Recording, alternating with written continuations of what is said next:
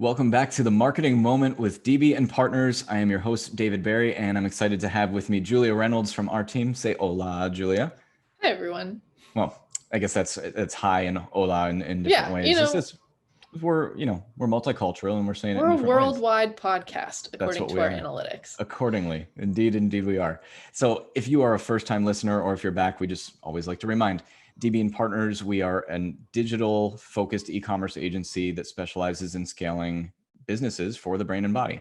So if your customers learn it, eat it, or wear it, we help you sell it. Which I don't think I mentioned that little unofficial tagline in the last week's episode, but nevertheless, that's our focal point. So as you know, we always have a topic of the week, but we start with a digital dash, talking about a couple of the top headlines in the space, which I'm going to tell Julia to take you through in just a second. But if you're tuning in, you probably want to know what you're tuning into this week. And we are focusing on surging digital trends in the wellness industry. So if you listened to us last week, we talked about skincare.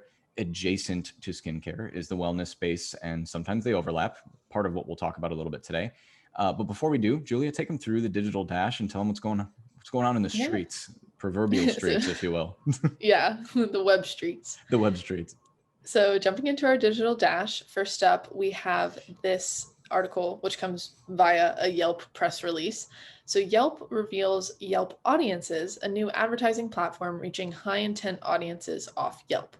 So Yelp Audiences offers an opportunity for location-based, direct-to-consumer, consumer packaged goods, and online advertisers to reach Yelp's high-intent audiences at all stages of the buying cycle. So it will allow brand marketers to reach consumers off of the Yelp platform based on behaviors and obviously purchasing intent. When you go type in tacos near me, that's a pretty solid person to advertise to. Yeah, I can see why tacos would be an important theme to a lot of people. Of course. So tell us like a little bit, but like how do they build these audiences? Like how are they segmented, out of curiosity? So they'll be segmented based on things like search terms, category interests, and then leads. So from there, a brand can use Yelp Audiences to reach that audience with their own creative campaign across the web and on connected TV. It's interesting. I don't know how that's going to work in a literal sense, but there is precedent for it, like especially as the third-party cookie is being threatened to go away, although Google delayed that by another 2 years, I think. So whatever. But there is obviously a bigger shift to getting viable third-party data where you're not going to be able to get it through cookies as effectively as you used to, especially because of the iOS 14 rollout. But there is precedent for it. There's a lot of third-party sites where you can buy data sets for, and Yelp has proven to be a place where, foodies are pretty loyal. And so I do think that it'll be interesting to see the quality of this data. I don't know how much that they can really capture that's truly, super, super useful, but it's more than what people have.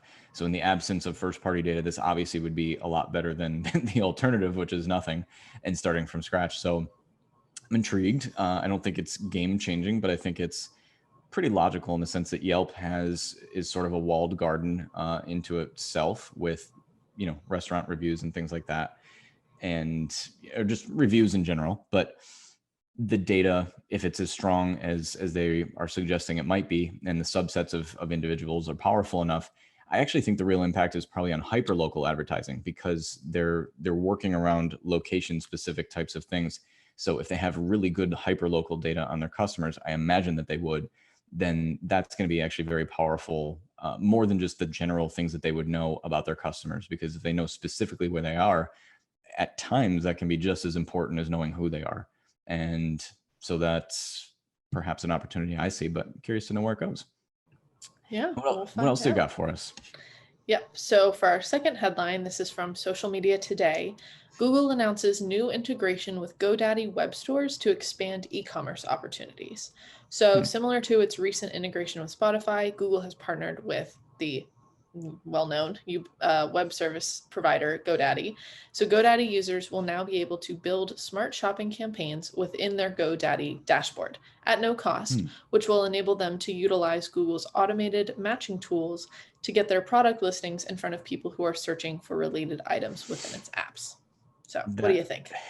Man, that's actually awesome. And I also don't think it's super innovative either, but it's, GoDaddy is a place where I'm maybe only speaking for myself, but it's a place where you kind of hold on to your URLs and maybe, purchase a hosting package, but that's kind of where it stays. And then you go through the third-party integration tools necessary to go build those things elsewhere. But if you don't have to leave GoDaddy now to integrate with Google, which is, quickly becoming one of the biggest shopping platforms in all of the internet through Google Shopping, I mean, that's a benefit for both. It gets people spending more time on the GoDaddy site and theoretically shopping more of their solutions. But it's a sort of a no-brainer for Google as well, because they're going right to the source of where these sites are being built before you have a chance to go find, plug into Amazon, for example, or something like that. Not that it's one or the other, but they are essentially pushing themselves to the front of the line with people doing shopper integrations. And if it's that easy, that's really the trend. We're talking about e-com and digital in general, but the brands, or rather the platforms that advertise to consumers or find ways for brands to engage their consumers, the ones who can make it super easy to figure out the solutions for people who are not necessarily tech or digital savvy are going to earn market share, just because there's so much potential. And if you can just make it easy enough for people to do it, they will. And I think this makes a ton of sense for both of them. I think Google wins more than GoDaddy, but whatever. I think they both win. That's pretty exciting. Yeah. All right. So you want to jump into our main segment? Let's do it. Let's talk about wellness. So I tried to summarize this one a little bit more succinctly. We, a lot of times we have narrative types of conversations where we're talking about things, theoretically and stuff like that. But this one, I'm going to get through a bunch of information, but then I'm going to take away for you 3 surging digital trends in the wellness industry. We'll talk about what they are, but more specifically, by the time you leave here, we're going to talk about what does that mean for you as a wellness brand, but also those who, are in categories that can learn from the wellness industry. I think we'll take some things from this as well. So without further ado, let me dive in here. So we talk about COVID all the time because more than anything in the past, 20 years, nothing has impacted e-commerce more impactfully quickly than COVID did. So obviously it was, many economic sectors were collapsing on site when that happened. But there were several for which stay-at-home mandate was actually a boon, and wellness, oddly enough, was one of those. And it still is. Now, anecdotally, our news feeds are flooded with, hashtag self-care, and Instagram boasts more than 50 million usages of that hashtag alone, and 49 million have used hashtag wellness. And while the wellness space can feel a bit nebulous in terms of, well, what does it include or what doesn't it include, it's hard to ignore the data that supports the fact that it's growing in general. So in April of last year, Bloomberg released findings that showed that companies were selling food, medical care items, and wellness items like supplements, vitamins, and CBD, which is an emerging one too, saw a 21+% boost since the lockdown began, and that was in April of last year. So we're talking about a 21+% boost in a matter of 4 to 6 weeks. And that was a study that was conducted by Yotpo, which is an e-com marketing platform that we're familiar with, and I'm sure some of you are as well. But that was pretty startling for it to happen that quickly. And then later last year, eMarketer issued revised projections, as they had to do repeatedly, that showed a $19+ billion increase in sales in the wellness space, with another close to 40 billion projected to flow in through 2025. So really just in the next 4.5 years, they're expecting an additional 40 billion to flow through. So that's stuff, again, that you can maybe Google, but we always like to set the table a little bit with like the state of things before we get into the meat and potatoes. But I'll do that now. So what's driving the demand and shaping its growth is important to understand. And I think succinctly, I will say it's our devices, mobile, tablet, and desktop. If it's got a screen on it, this is what's driving the demand and the growth within the wellness category. And while we as an agency are focused on e-commerce sales, people buying things through websites, I think it'd be disingenuous to ignore the following things that we're going to share, because it has implications for our clients too. And we'll get to the end to sort of understand the takeaways for e-commerce brands. But these trends, again, that are not e-commerce exclusive at all times, have e-commerce implications. The first one, and there are 3, and then we'll turn it into 3 takeaways, is this: that there's been a surge in telehealth options for physical and mental care. According to the American Psychological Association, the number of mental health related self applications is currently between 10 and 20,000, which is pretty substantial. The increase in number has been a cause of worry for some psychologists, which is a conversation for another day. But it was observed that mobile mental health support is, on the plus side, is encouraging people to seek professional help instead of replacing it. Replacing it, of course, is the downside, right? Some people develop, bad habits. Maybe it's a poor relationship with food, but in worst cases, it can be, alcohol and other substances, drugs. So I think it's an opportunity now. I understand the purists' concern that people are seeking out help from unverified or not just unverified, but sources that are not necessarily qualified to deliver care. Nevertheless, such a trend has, at a minimum, it's eased the barriers to care that might have previously kept people on the outside looking in. I think it's difficult for a lot of people, men are stereotyped for this all the time, to get up and go to the doctor. They just don't want to. Mental health is perhaps the one that's even harder because people are just afraid to be vulnerable and to share those things. And not that this is a podcast about our health and our general wellness, but it's conjecture on our part, perhaps, to believe that the easing of access to virtual mental health treatments has brought physical products and experiences into it too. And I think that's a really important part of it, which is if people are relying online or relying on the online experience for health of the physical and mental, spaces that they're dealing with, then the physical products are going to come behind it. And we'll talk a little bit more about that in a second. But telehealth, that's your big takeaway. People are trying to go online to get their care, physical and mental. Number two is a surge in wellness tourism. The wellness tourism market is projected to reach close to $1 trillion by the end of next year, which goes to show, how big it had been prior to that. But certain brands leading that are like Equinox, which is known as a really high-end, gym chain or fitness club or whatever they might call themselves. But they're launching getaway concepts and collaborations that they promote through digital. And I know we often think of e-commerce in terms of physical products, but digital has long been the gateway to the physical world too. The Global Wellness Institute has reported that wellness tourism is this powerful intersection of two large and growing industries. And we talked about one, it's the $2.6 trillion tourism industry. The other is the $4.2 trillion wellness industry. And if you sort of match those together, you can see, what the impact is. If you go to our website and visit our blog, which you're more than welcome to do, dbpadv.com/blog, on the article where we reference the stuff that we're talking about here today, you can see a map of different countries and states and the things that they are known for when it comes to tourism, wellness tourism.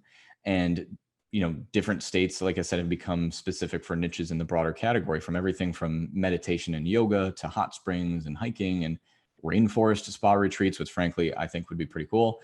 But emerging brands have found opportunity in these spaces by connecting their customers' previously adjacent interests into one interest. So as we mentioned before, it's that intersection between wellness and tourism, and finding a way to connect the two has become really powerful. Club Med was an innovator in this space as far back as 1950. And while they were the Kleenex brand of the space for decades, this novelty has only recently become mainstream. And so for established brands, they get customers to push the book button by making the traditional hotel stay more sticky with wellness offerings, for example. So a case in point, Westin Hotels partnered with fitness tech brand Peloton. Everyone knows who Peloton is. Fairmont Hotels partnered with Reebok and Techno Gym. Hyatt acquired this boutique fitness and wellness brand called Exhale. If you've ever been in a spa in a hotel, you've probably seen them elsewhere. And there are others. But most of the fitness brands that hotels are partnering with already have a heavy digital connection and extension baked into their brands. But instead of monetizing through digital-only offerings, which may only go so far, these collaborations are actually creating like a fervent hybrid community. So it draws, let's talk about hotels a little bit more. It draws non-hotel brand loyalists into like specific hotel brands. So if you're a huge, Peloton fan, all of a sudden Westin Hotels have risen up the ranks because you know that you can keep that experience going, the one that you've worked so hard to build at home. You can get a Peloton bike in your room at the hotel. So now that rises as an opportunity for you to stay there. But it also allows wellness brands to maintain that loyalty by placing products and experiences in places where the customer normally would go without them. So the loyalty component is really important there as well. Now, I think this is the point in the podcast where I tire of my own voice, but I'm curious to see, Julia, just open-ended question, any of your reactions to that. And I guess I'm also curious to see if you have, any experiences with things that you've looked at in terms of, maybe virtual, telehealth options for physical, mental type of things. And I'm not asking you to divulge patient care information, but more of like, are you seeing opportunities with brands in that space too? And, are you planning to book any trips in wellness tourism? So answer as you feel comfortable with. Yeah, no, I mean, I moved mid-pandemic from Virginia to Miami. And one of the big things is of becoming an adult is finding doctors and leaving your pediatrician. Sure. Pretty substantial changes. So while I have left my pediatrician, because I am an adult now, some of my other doctors, I was able to keep doing telehealth, even though I'm not even remotely close to them anymore. So Sure. I didn't have to try and read Yelp reviews and coordinate with a new office, mid-pandemic while everything's all tightened up. So that's, been super helpful for me. I went to Costa Rica last year or 2 years ago. Geez, 2 years ago now. Not necessarily for a wellness retreat, but I see why people do it. And I think I saw a lot of kind of people on their wellness retreats there. They looked like they were having a good time. I know Megan Fox just came back from a wellness retreat. I saw her talking about it in a little video. I want to say in Peru with Machine Gun Kelly. So yeah, it seems celebrities are big into it, obviously. Mm-hmm. So I think as we see travel open up, the whole travel wellness, hopefully will help boost some tourism and finances for some of these countries that can offer it. Yeah. And that's actually a really good point, because I think we've seen a surge forward. We mentioned some of the data on this at the beginning of the episode of people really diving into the self-care type of stuff during COVID.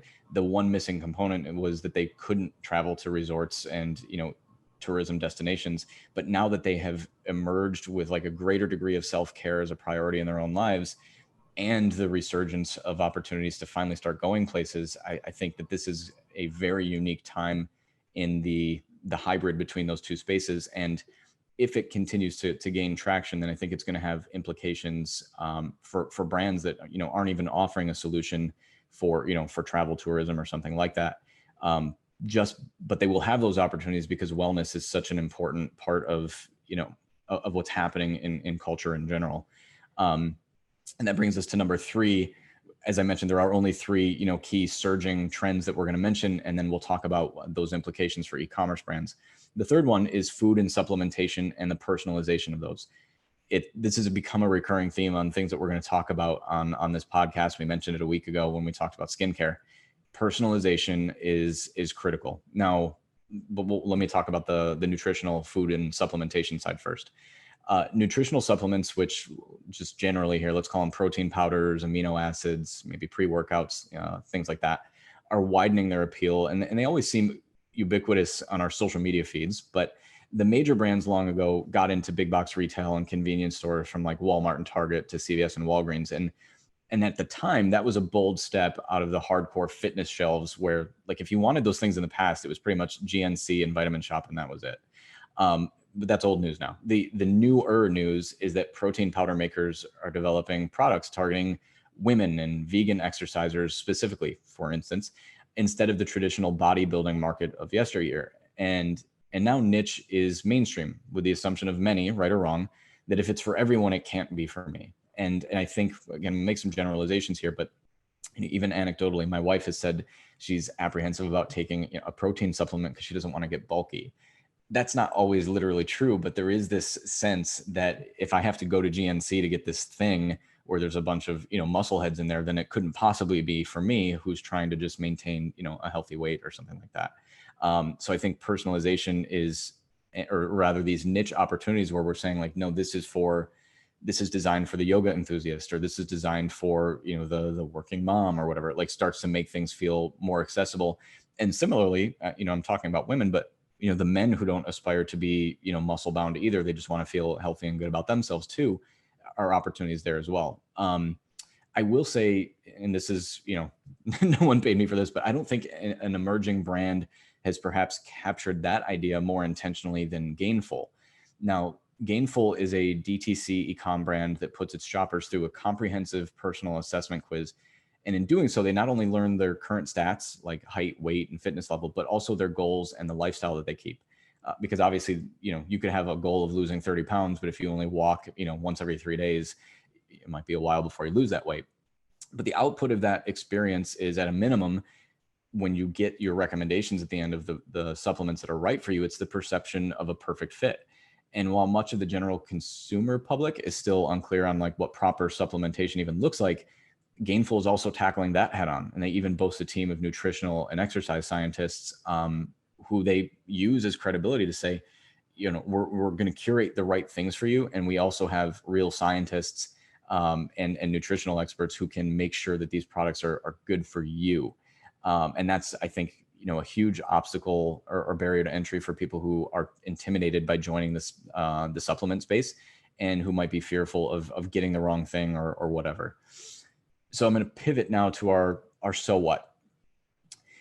I gave you 3, surging digital trends. I'm going to give you 3 to take away into your day-to-day business. And these are a little bit broader in terms of things to think about. But we can get, more specific, and we probably will in some of our blog content too. Number 1, take your wellness product or experience to mobile. Duh.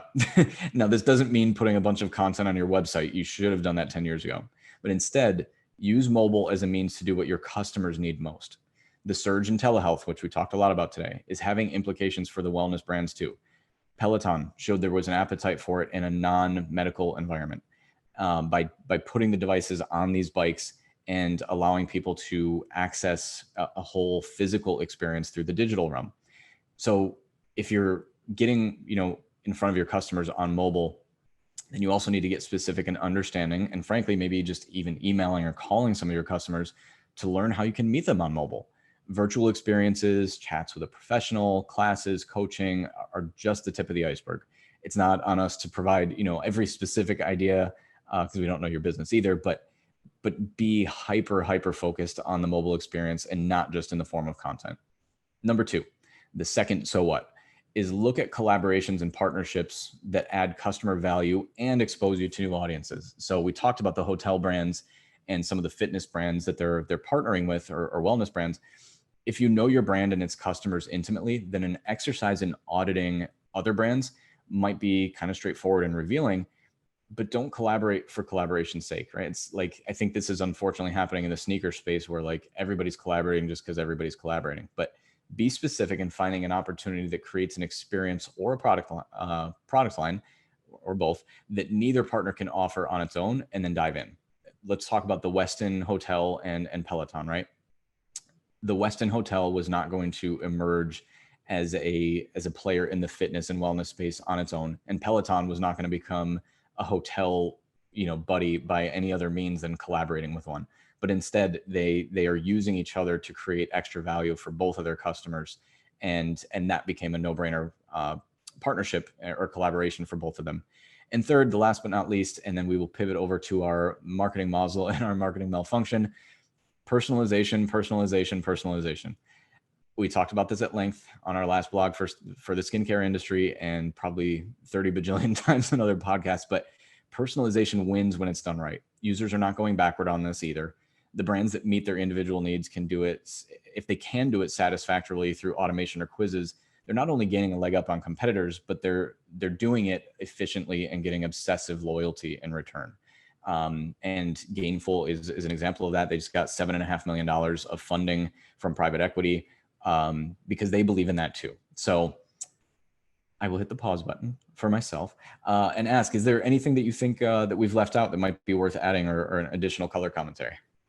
No, I think that we kind of hit the nail on the head, not to toot our own horn. Well, let's see if we did. Yeah, I mean, I think mobile would be my personal pick for these 3 things. I think personalization is obviously important, but we've talked about it so many times. Mm-hmm. I think mobile is something that you would think companies are not missing in this day and age of 10 plus years of iPhones, but I frequently open, like on Safari, on my phone, websites that glitch, they don't scroll right. It's just a nightmare, and I don't want to buy anything. And so if anyone wants to take one to emphasis per my recommendation, I would say the mobile one. Yeah. Yep. I think you're spot on. And if you can really dive into that experience with personalization, you have to find a way to make it unique for your brand, right? It's not enough to just show up and create a personalized experience that's toothless. But yeah, that's where the opportunities are. So, well, thanks for listening to our main course and our topic of the week. And as always, as I mentioned, we've got a couple things, the marketing muzzle and the marketing malfunction on our way out. So let's talk about it. I think we got something, a marketing muzzle, a little praise for Chipotle, something Yes. to tell us about, Julia? Yes. So for our marketing muzzle, Chipotle is recruiting workers with TikTok's new resume program. And so this is from Hospitality Tech. Chipotle is leveraging TikTok resumes, capital R resumes, to recruit purpose-driven Gen Z applicants and grow its workforce. Moreover, the company will host its second Coast to Coast Career Day on July 15th with the goal of hiring an additional 15,000 employees to meet current demand and accommodate future growth. Interesting. I mean, I think that makes a ton of sense, right? Like Chipotle is, they probably very clearly understand, who their employees are, right? There's it's not necessarily, and this isn't meant to, generalize or minimize, but it's not necessarily the place where most people go to make careers, certainly at management level. But if you're looking for people who are, going to be your day-to-day, people running the queue, if you want to call it that, to sound so British, but you need people who are probably on TikTok, who are, maybe college students or, somewhere in that range who are looking for work, and they're on TikTok. And it's also kind of a fun way to get, to learn more about people in a way that a traditional resume is just like not going to cut, or like a job application that's so tired and played out. So I think this is pretty cool. And if TikTok does, a good job with this, or rather, not that they do a good job, but like that it works out well for them, then I think you're going to see others kind of dive into here too. And frankly, we, it didn't pan out the way we hoped, but we used TikTok as a means to try to find an intern for ourselves, this past summer. And I think there's going to continue to be opportunities like that. And it's also a great, way to get some exposure. I mean, they're literally just hiring people, but they're getting some credibility for it, as a brand that understands the Gen Zers, so to speak. So. Yeah. Cool. And I think Chipotle is a good brand to partner with TikTok. Makes total sense for them. Agreed. Plus, with DoorDash and Uber Eats and everything, people aren't coming to your store and seeing your now hiring sign. So this is a great way to meet them. That's a great point. Yeah. And they are. And so for our marketing malfunction, this may be a little bit of old news, but worth noting is Twitter has retired Fleet. Right. Yeah. We did talk about that. RIP. I know. We'll not miss them. Fleets, if you hadn't heard of it by this time, too late now. You might as well just not even listen. But it was their solution to Instagram stories and Snapchat. It will be going away on August 3rd. RIP Fleets. I never once looked at a fleet. I don't even know if it was ever on my phone. If I ever saw a fleet, it was entirely on accident. But frankly, like, isn't that kind of what Twitter is anyway? Is just like quick things that like you scroll past in a second anyway. The difference is that instead of scrolling, you press the button. Like, I don't know. Like instead of scrolling down, you're scrolling side to side, I guess. Yeah. I don't even know. No, granted, I probably would have said the same thing about, Instagram stories and stuff like that in the past. But yeah, Fleets was just never Twitter's space. It's okay to be only what you are. And I don't know that Twitter is the channel that's going to have a ton of success trying to bite off other functions of other apps. But we'll see. But I'm glad that they retired Fleets because, as they would say in Mean Girls, stop trying to make fetch happen, because that was their equivalent of fetch. And if I'm dating myself, then this is a good time to wrap things up. Well, thank you again for listening to another episode of The Marketing Moment with DB and Partners. Again, I'm David Berry. Had the joy of having Julia Reynolds with us again today, and Nicole Williams will be back with us on our next episode. In case you missed Nicole, I know we did. And be sure to subscribe to us to get our updates, notified to you. So whichever device it is or platform that you're getting your podcasts on, be sure to subscribe. And we look forward to talking to you next time and many weeks to come. Thanks again.